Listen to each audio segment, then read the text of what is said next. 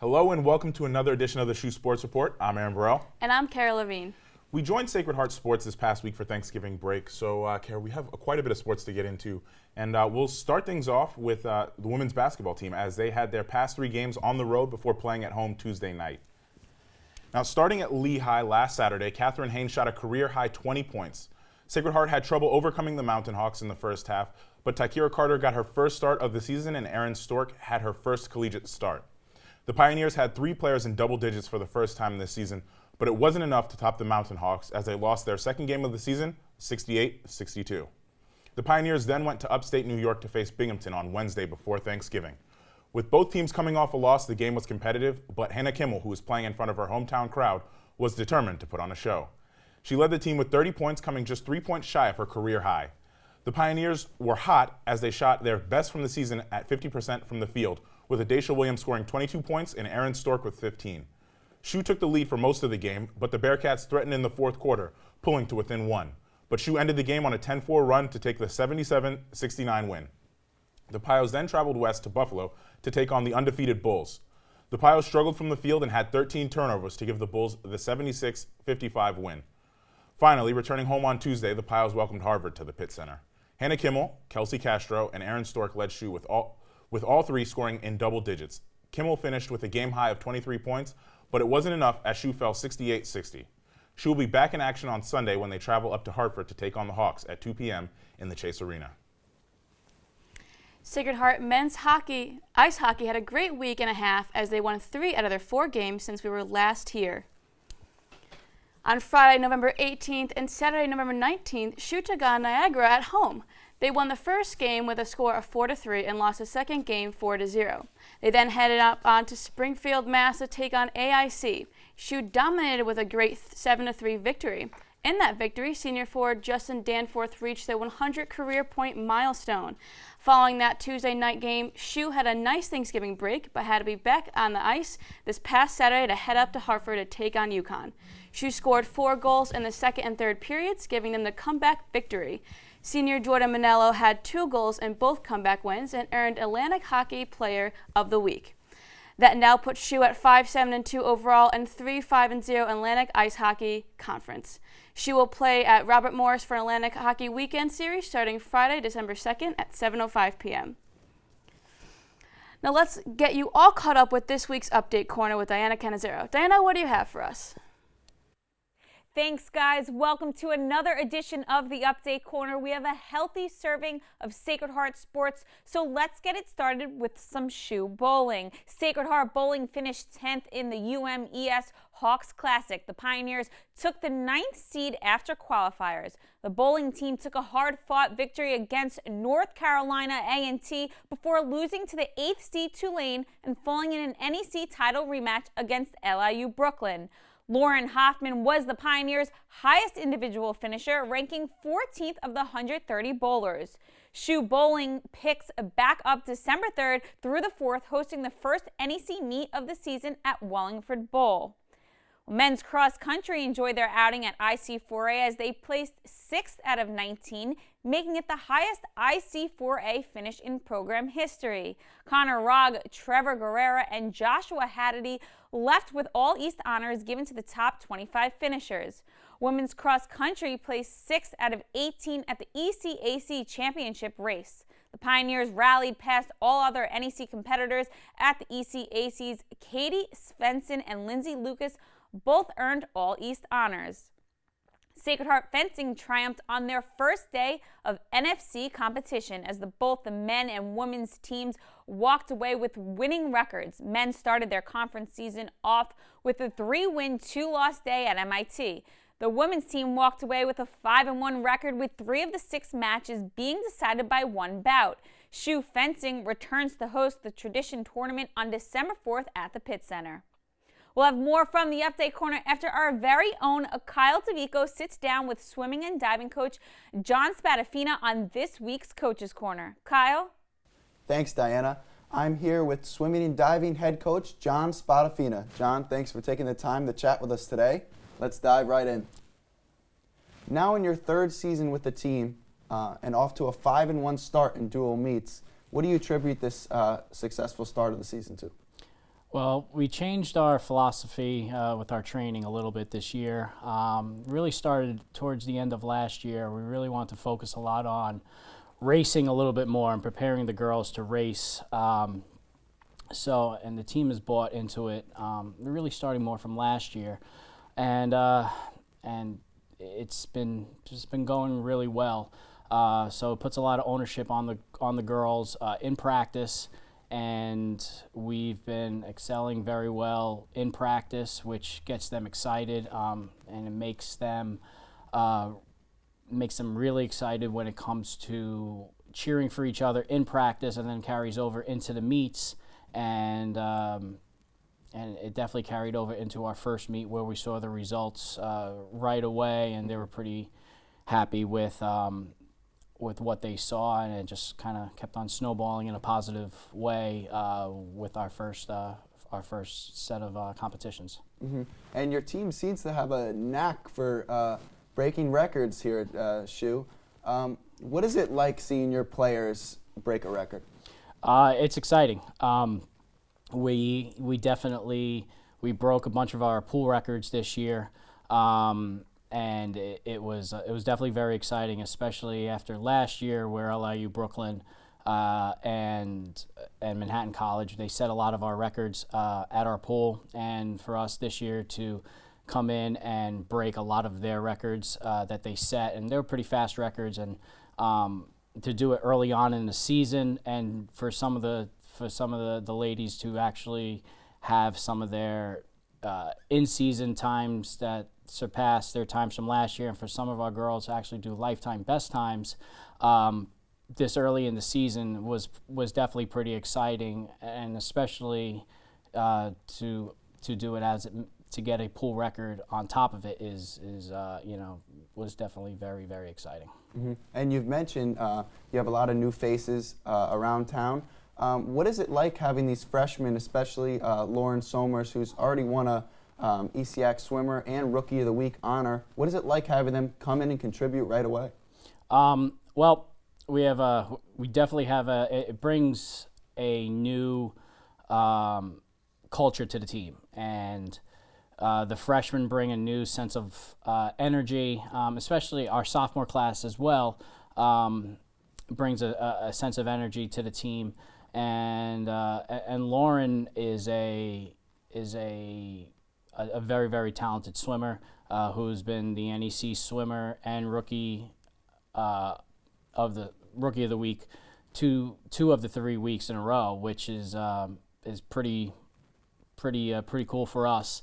And she's definitely in her 3 events, she's before the championship season, before the midseason championship season started, she was in the top 3 in all 3 of her events. So we're hoping after this weekend we kind of get back to there, and it's definitely very exciting. It's definitely a change of culture what we're doing in the water, and also in the classroom. We're doing pretty well so far, as once we got our midterm grades as well. And you mentioned the culture and the talent you're bringing in here. How do you bring in the talent to Sacred Heart? How do you sell the school? Well, the school is kind of selling itself a little bit, with a lot of the things that are going on here.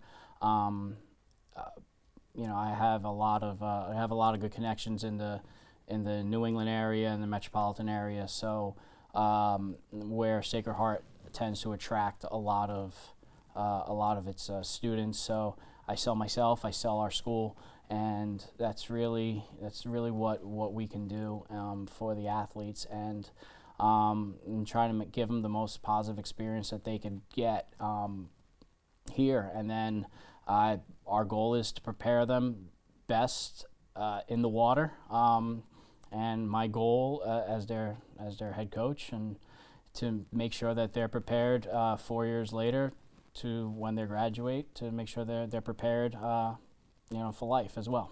Okay. And this coming weekend you have the ECAC multi-day event. How do you get your team prepared for this event? Well, we prepare ourselves. We set goals in the beginning of the season, and we set goals for what we want to do during dual meets, and then we set goals what we want to do in our mid-season meet. And our mid-season meet is almost like our midterm. So this is kind of our midterm right now, where we are in our training, where I see where we need to be in our training, and where we have to potentially make any adjustments in our training, what we have to do during our training trip in January. Either we stay the course, or if I need to back off a little bit, or do I have to add a little bit more, or if there's any other adjustments. And we set some goals. Every swimmer set what times they would like to hit on all their individual events. So that's how we prepare ourselves. We always do a sprinter's challenge, which is a nice little fun event that we do the Wednesday before we leave. We did it this morning, so the girls get a little fired up before we go, and they know that we're a couple days away from our mid-season invite, and we set a team goal, and our goal is we want to obviously do in-season best times, and we want to see where we fall in our top times in the Northeast Conference. Thanks, Coach, and good luck the rest of the season. Thank you very much. That's all the time we have for this week's Coach's Corner. I want to thank Coach Spadafino for sitting down with us. Let's send it back over to Diana with more of the Update Corner. Thanks, Kyle. Welcome back to the second half of the Update Corner. So women's ice hockey, they had a great two-series battle with Wesleyan on the 18th and 19th. Sacred Heart's high-powered offense, led by Taylor Moreland with 2 goals, secured an early 5-1 victory for the Pios. In the second game of the series, the tables were turned as Wesleyan scored 2 goals in both the first and second period as SHU ended the series split with a 5-3 loss on the 19th.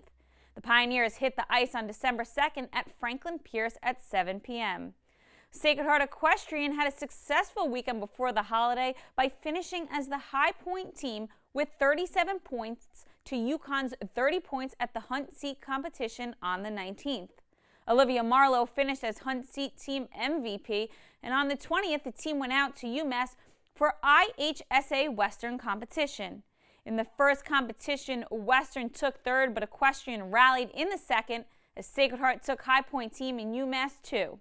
Star Rhoda and Alexis Valls both had strong outings in their respective classes. Well, wrestling took to the road as they competed in the Keystone Classic, hosted by University of Pennsylvania. Competition was tough, with many big-name competitors facing off against Sacred Heart. Even though wrestling came up short, notable victories were picked up by Tim Johnson, Gerard Daly, and Kyle Brady, and as Sacred Heart University hits the mats on December 3rd as they travel to Davidson University. Sacred Heart football wrapped up its season on the 19th as they hosted Bryant for Senior Day. SHU started the game off with some strong defensive play, but the Bulldogs of Bryant came back and took over quickly with a lead change late in the first half. From there on out, it was Bryant's game as SHU walked away with a 42-34 loss. But one thing fans got to experience was a glimpse into the future for Pioneer football as Kevin Dukes took the reins after RJ Noel went out with an injury. Dukes ended the game with 227 yards, 2 touchdowns, and 1 interception. Football ends with its 4th consecutive winning season at 6-5. Well, that's all we have for you from the Update Corner this week. I'm Diana Canizaro, and thanks for joining me. Back to Aaron and Kara. Thanks, Diana. The men's basketball team traveled to the West Coast for the Continental Tire Las Vegas Invitational. They started at Arizona, and it was a hard-fought battle from the start. SHU trailed 49-25 at the half. Quincy McKnight got the ball rolling at the start of the second half with the first 9 out of the 10 Pioneer points, finishing the game with 22 points. But it wasn't enough as the Wildcats kept the lead and won 95-65. SHU then traveled to Santa Clara, California to play against the Broncos at the Levy Center. McKnight led the Pioneers with a double-double, dropping 20 points and grabbing 11 rebounds, while Joe Lopez finished right behind him with 15 points. SHU went into the first half down by just 3, 41-38. The Broncos, barely getting by the Sacred Heart defense, came out with the win, 84-74. The Pios played the last 2 games of the Las Vegas Invitational at the Orleans Arena in Nevada, where they took on Northern Colorado and Norfolk State. SHU got off to an early lead against Northern Colorado thanks to a 13-point run to bring the score to 27-15. The Bears would come back, giving SHU a 1-point lead at the half. Northern Colorado came out strong in the second half with an 11-2 run to take a 10-point lead. The Pioneers struggled as the Bears kept them off the glass, out-rebounding 45-31. The game finished 81-59 to the Northern Colorado. Then, for the final game of the tournament, SHU took on Norfolk State. Chris Robinson had a season-high 12 points off 4 three-pointers, and Davon Barnett led all players with 10 rebounds, and Charles Tucker knocked in 10 points. Norfolk State started off with a lead, but SHU was determined to close this out on a high note, shooting about 47% from the field and staying atop in rebounds and assists that helped to lead SHU to the 61-59 win. SHU travels back to the East Coast for another road game at Fordham University before they return home this weekend. Right before Thanksgiving break, an NEC tournament was hosted here at Sacred Heart. Kara has more on the story. That I do, Aaron. We held an exciting women's volleyball NEC tournament here at the Pitt Center to determine who would come out on top as NEC champions. Tournament play started on the 19th as Sacred Heart faced a very strong 4-seeded Central Connecticut State University. CCSU handed Sacred Heart its only loss in conference play, settling for split matches at 5 sets each during conference play. Sacred Heart knew they were in for a fight. The Pioneers stunned the crowd as they gave CCSU the 1-2-3 knockout after securing victories in the first 3 sets. The day finally came on Sunday, November 20th, when SHU battled against LIU Brooklyn to see who will take on the NEC trophy. The game was very evenly matched as SHU and LIU Brooklyn went back and forth for 4 sets and had to go into a 5th set with an early lead of 5-2. The Blackbirds stayed ahead until SHU's Maddie Lazur tied the match 12-12. The crowd was on their feet as the two teams went back and forth with the lead. SHU continued to work hard but could not stop LIU, who took the championship set 19-17. For all of us here at SHU Sports Report, we hope you had a great Thanksgiving week. We will see you all next week for more Sacred Heart action.